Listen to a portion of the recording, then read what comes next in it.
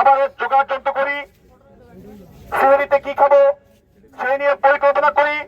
সেখানে আমার ফিলিস্তিনের ভাই বোনরা তারা সিলেটি পর্যন্ত বেঁচে থাকবে কিনা সেই নিশ্চয়তা কিন্তু তাদের নাই।